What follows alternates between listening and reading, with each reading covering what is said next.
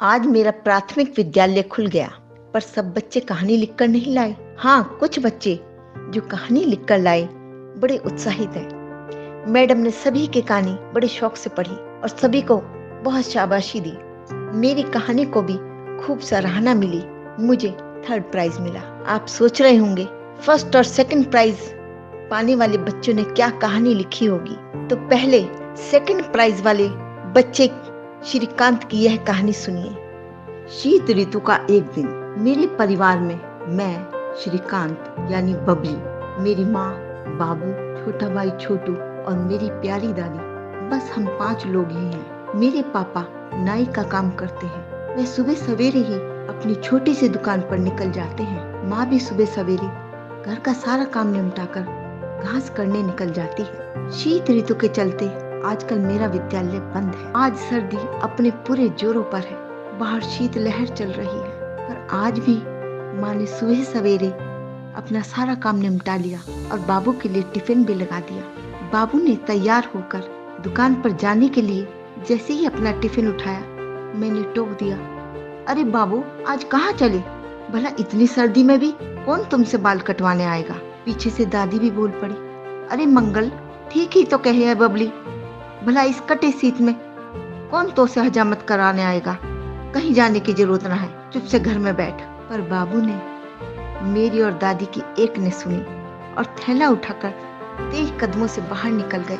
फिर जब माँ भी काम करने के लिए घर से बाहर जाने लगी तो मेरा सब्र का बांध टूट गया। मैंने चिल्लाकर कहा, अब तू कहाँ चली? इतनी ठंड में तुझसे घर में ना बैठा जाता? घर में बैठकर क्या करूं रे बबली? घर का सारा काम तो निमट गया, सारा दिन घर में जी ना लगता रे। हाँ, जब तक अपनी उन साथ वालियों से दादी और पापा की चुगली ना कर ले, तेरा जी कैसे लगेगा?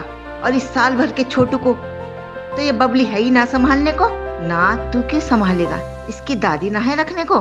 माँ बोली, दादी पे तो खुद ही ना संभला जाता।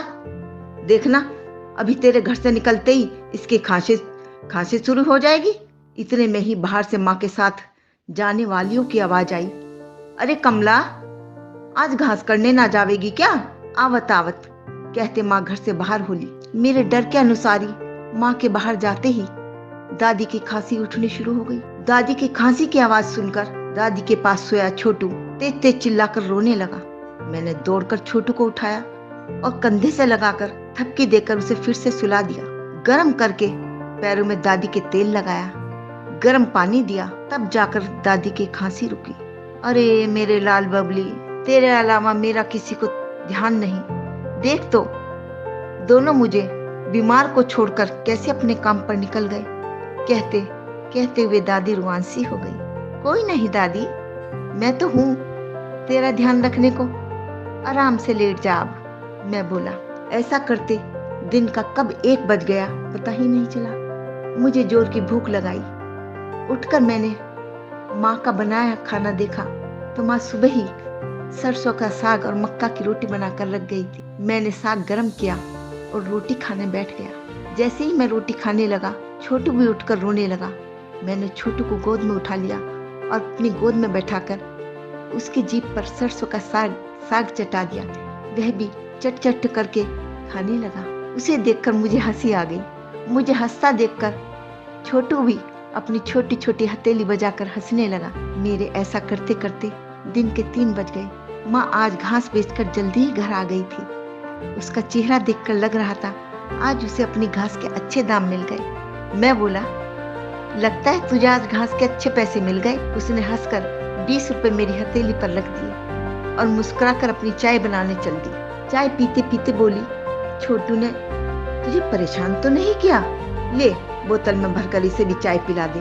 तू भी ले ले और अपनी दादी को भी दे दे। 20 रुपए पाने की वजह से मेरा मन खुश था। खुश होकर मैंने दादी को चाय दी और बोतल में भरकर छोटू को पिला दी।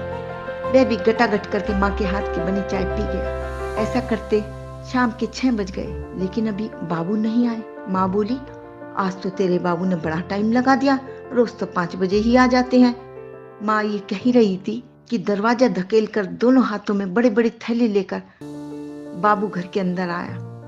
हम सब आश्चर्य से उन्हें देखने लगे।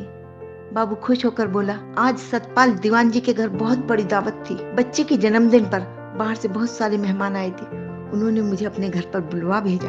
मैंने भी मौका देखकर दुगने रेट में हेयर कटिंग की हजामत बनाई। 5,000 रुपए से ऊपर हो गए, जिसका मैं ये सब सामान ले आया।